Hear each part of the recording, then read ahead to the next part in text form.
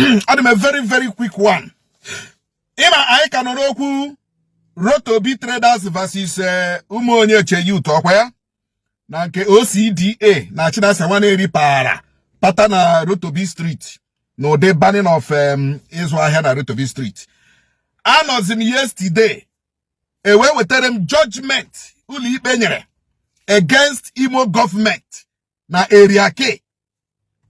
Area K na ebe World Bank. And that area K belongs to Amawom. That area K belongs to Amawom. For 27 years. I think Tanko Zubairo wonye were that place. Tanko Zubairo were the thing on a court, government abankete. After Tanko Zubairo, Udenwa Baga, Honon na court, Yabankete. Udenwa Poor, Rochas Hakima Bata, Hukwan on a court, Abankete. Rochas Yabata, Mbaho Rochas Achoyi Kabadea, Ndama Wamina Ganga, Jebri, Ndeju, Tendeji Epeteshe, Ndeji Herichiche, Haganga, Jerelasia, more occupied their land, area K. Rochas Aswa. So, he had your habata.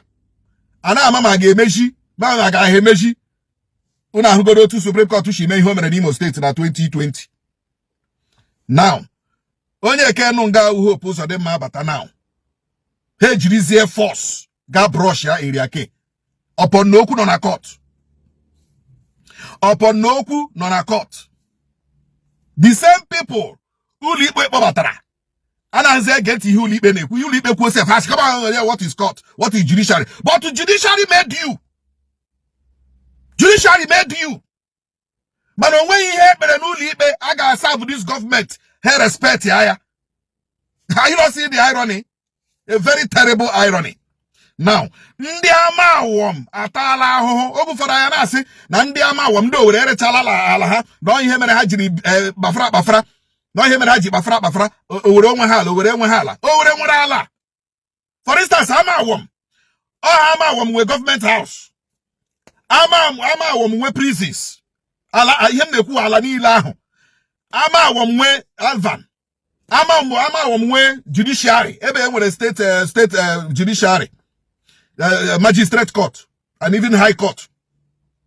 Amawom we standard shoe industry. Amawom we owere gas. Amawom we federal gas. Oha we the whole of Ikenebu and Alademma. Amawom we cha ebi Ikenebu ahụ enyere federal gene Ikenebu arụrụ ihe a este. Amawom we this Arugo Park. And ebe aruga ahụ amami ha aruga ha ebe ahụ. And eba no na court o. Eba no kwa na court o. But Imo State Government akawa anya. Gene wo court. He jenaru ya ihe. Amawom we chebe ho.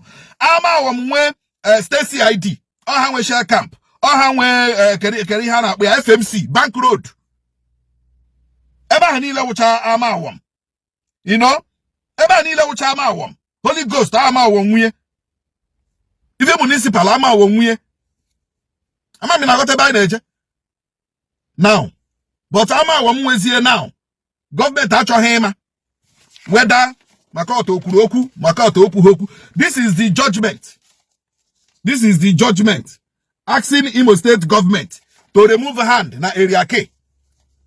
This judgment in the High Court of Imo State of Nigeria in the Owerri Judicial Division holding at Owerri before His Lordship Honorable Justice K.A. Ojiako this Friday, the 17th day of July, 2026. Ka eberibe between Boniface Osujo onye gocha Austin Chukwunyere Okoro Chief Ima Emeharole Jonathan C. Onanka Prince Etelbert Njamanze Sir Charles O. Ihenacho Sir Simon Chikwe SB Chikwe Dennis Dike Fidelis A.C. Chikwem Christopher O. Osuji John Igwe for themselves and on behalf of Umekonwa Umo Okorie Umu Njamanze Umu Obubaneke Umu Erekwenwa na Umu Okoro Kindress of Amawom Village in Owerri Municipal Council area. And Imo State Government, the military administrator of Imo State, the Attorney General and Commissioner for Justice Imo State, the Commissioner for Land, Survey and Urban Planning Imo State, which are defendants. China Sawane Erisa Fujera Akoga Baho, Ahiano Honga. That SA or monitoring or whatever, Ahiano Honibeu, but all we are jere brush ya. And the worst part of it too, they have started parcellating. They are etimina offense. I parcellate where here. Area can do with it. Here. Now, the court, it is hereby ordered as follows. It is hereby declared that the claimants are entitled to the statutory right of occupancy over the pieces or parcels of land known as and called or designated housing area care and restoration layout, situate and lying at the new Owerri Capital Territory Owerri within this jurisdiction and verged read in survey plan. It is hereby declared that any purported allocation, grant or lease of plans or plots of land within the said housing area care and restoration layout of the new Owerri Capital Territory to any person or persons or individuals by the defendants is unconstitutional, unlawful, null and void, and of no effect whatsoever. It is hereby declared that any purported acquisition of the aforesaid pieces or parcels of land known and called or designated housing area care and restoration layout at the new Owerri Capital Territory by the defendant is unconstitutional, unlawful, null and void, and of no effect. Here we hear called to and here we are called to pere. An order of perpetual injunction is hereby decreed. Perpetual injunction. Perpetual try in all their life forever and ever. Government again. I have perpetual injunction. The defendant shall pay the plaintiff the sum of 30 million naira. Government Imo State Government 30 million naira. On here, the defendant shall pay cost of this action fixed at 5 million naira. So the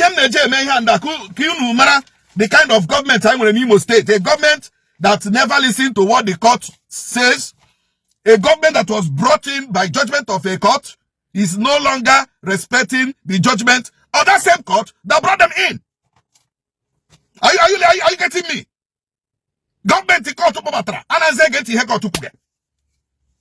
So Amawom, it is left for you. It is left for you. Also, you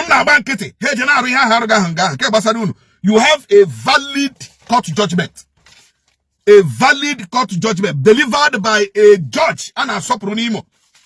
Delivered by a judge and a sopro Imo State. So you have a valid court judgment. Go and occupy your land. Government is sure hamma haga appeal. Government Imo State is sure hamma haga appeal. That is it.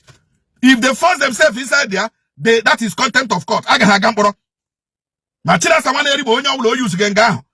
Baganga no day to force themselves inside that land when we have a valid court judgment against them, against the government. Onya wala baranga. Ochore gamboro. Ochore gamboro. Okunu na ahia ndi Imo.